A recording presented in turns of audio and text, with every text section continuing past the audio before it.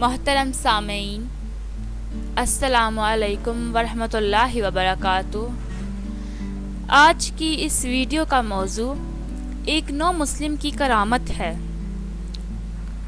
شیخ عبدالواحد بن زید فرماتے ہیں کہ ایک مرتبہ میں جہاز میں سوار تھا۔ تلاطم امواج سے جہاز ایک جزیرہ میں جا پہنچا۔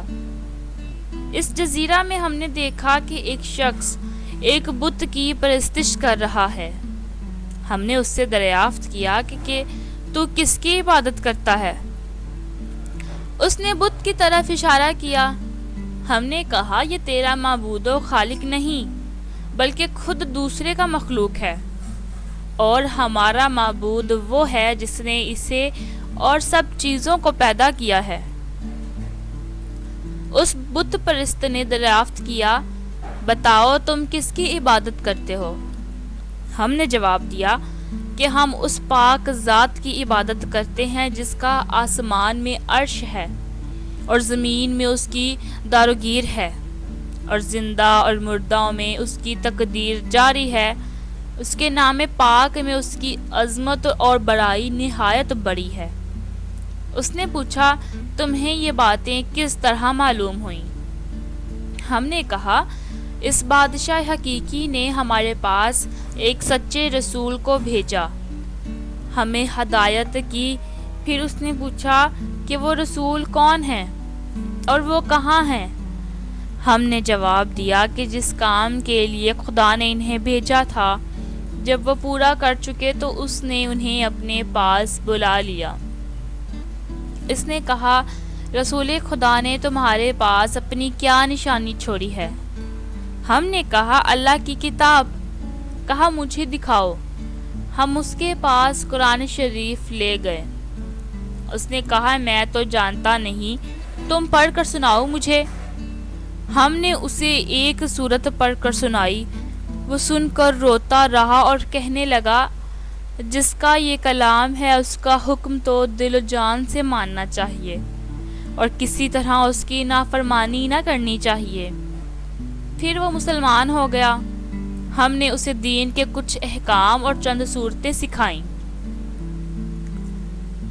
جب رات ہوئی اور ہم سب اپنے اپنے بچھونوں پر لیٹ رہے، وہ بولا، بھائیو، یہ معبود جس کا تم نے مجھے پتہ اور صفات بتائی ہیں، وہ سوتا بھی ہے؟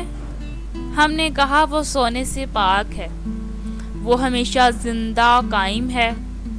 تو اس نے کہا، تم کیسے برے بندے ہو کہ تمہارا مولا نہیں سوتا اور تم سوتے ہو؟ اس کی یہ باتیں سن کر ہمیں بڑی حیرت ہوئی۔ مختصر یہ کہ ہم وہاں چند روز رہے۔ جب وہاں سے کوچ کا ارادہ ہوا، اس نے کہا، بھائیوں، مجھے بھی ساتھ لے چلو۔ ہم نے قبول کر لیا۔ چلتے چلتے ہم آبادان میں پہنچے۔ میں نے اپنے یاروں سے کہا کہ اب یہ ابھی مسلمان ہوا ہے، اس کی کچھ مدد کرنی چاہیے۔ ہم سب نے چند درہم جمع کر کے اسے دیے اور کہا کہ اسے اپنے خرچ میں لانا۔ وہ کہنے لگا، لا الہ الا اللہ، تم تو عجیب آدمی ہو، تم ہی نے تو مجھے راستہ بتلایا اور خود ہی راہ سے بھٹک گئے۔ مجھے سخت تعجب آتا ہے کہ میں اس جزیرے میں بدھ کی عبادت کیا کرتا تھا، میں اسے پہچانتا نہ تھا، اس وقت بھی اس نے مجھے ضائع نہیں کیا۔ پھر جب میں اسے جاننے لگا، اب وہ مجھے کس طرح ضائع کر دے گا؟ 3 دن کے بعد ایک شخص نے مجھے آ کر خبر دی کہ وہ نو مسلم مر رہا ہے، اس کی خبر لو۔